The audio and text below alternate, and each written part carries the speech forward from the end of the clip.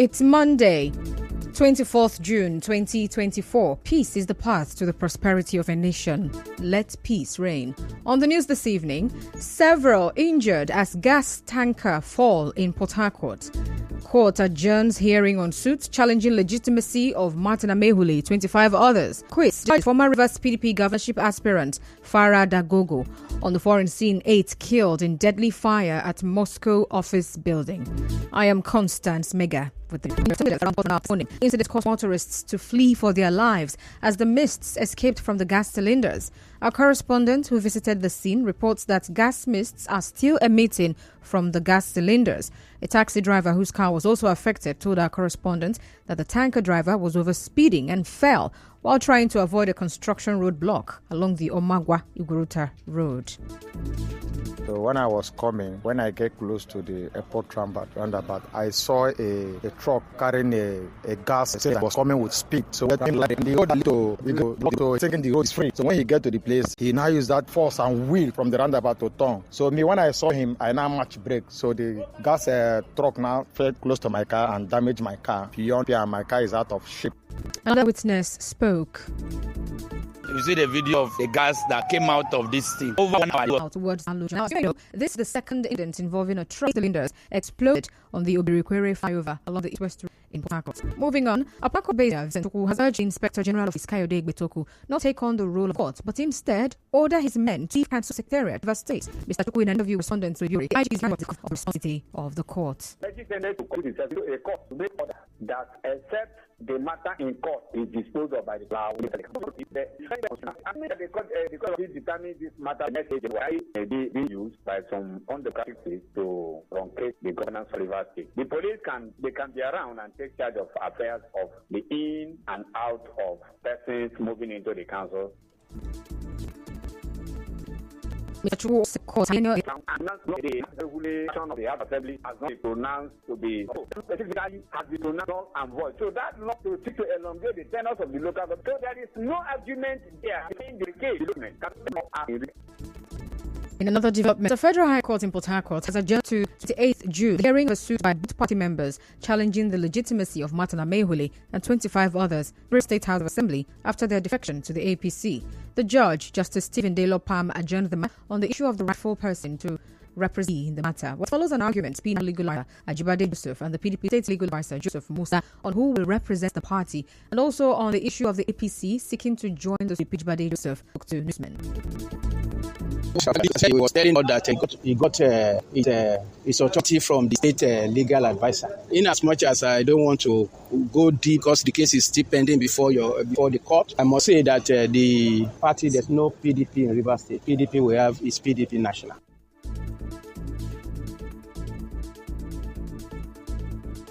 Well, Mr. Joseph also spoke of the PDP's position on the membership of Martin Amehule and 25 others. This is premised on the fact that there is absolute lack of diligent prosecution. The prosecution had lost its steam, and so because of that, the court cannot forever keep.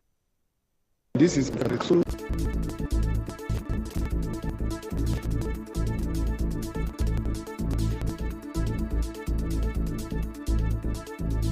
The substance of the case, has to do with the issue of defection of members of the House of Assembly. And there's no.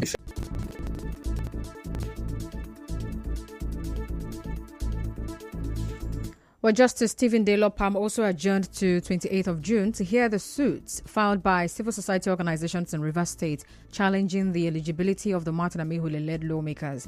We're still on court matters. A high court in Port Harcourt has adjourned and acquitted a former federal lawmaker, Farah Dagogo, of criminal charges brought against him by the Rivers State government. Recall that Dr. Farah Dagogo was arrested on 28th April 2022 in Port Harcourt, the day he appeared for screening as a PDP governorship aspirant. His media aide, Ibrahim Lawal, in a statement, said the judge, Justice Chinwendu Nwogu, ruled that the prosecution was not thorough. Okosmas Enwelozo, lawyer to Dr. Dagogo, spoke to newsmen.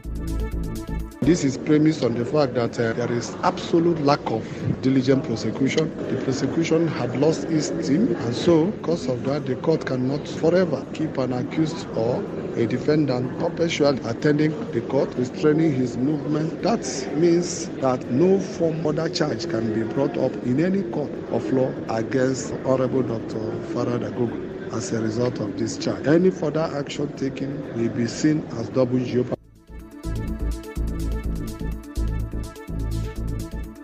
Moving on now, the chairman, caretaker committee of Aoda West local government area, Daddy Green John, has condemned the recent killing of 2 men in Obologbolo community by gang members last Saturday.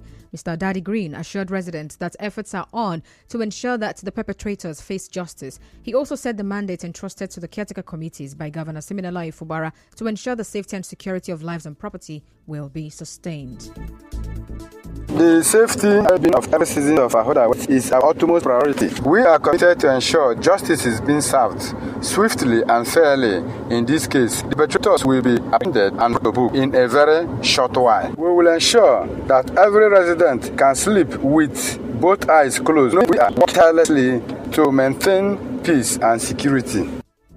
Well, our correspondent reports that the CTC chairman of Aoda West also condoled with the families of the deceased and urged the community to remain calm and cooperate with the authorities in their investigation.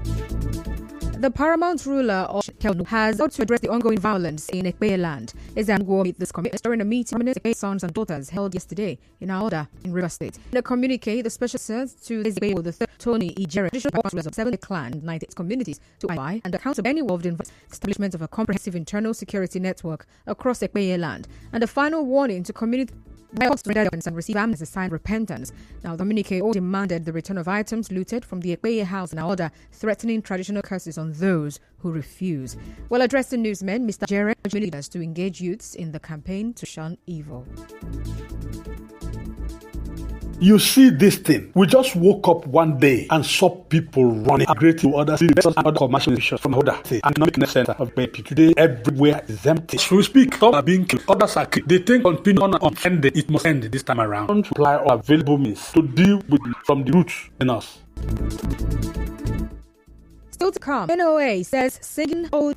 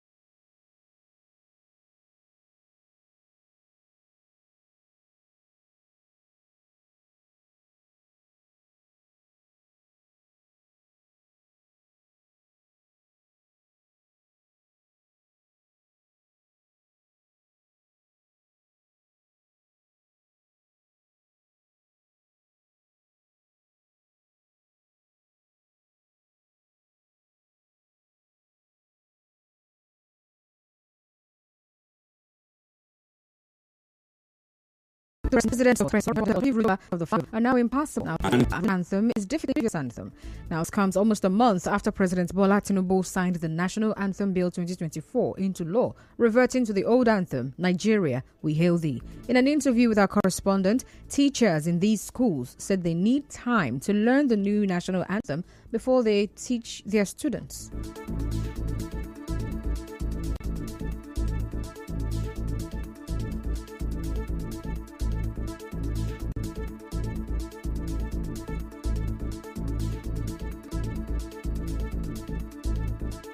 We are still teaching them, even most of us, we are not born. Even they that brought it, many of them cannot recite it, you understand? But we've been teaching them.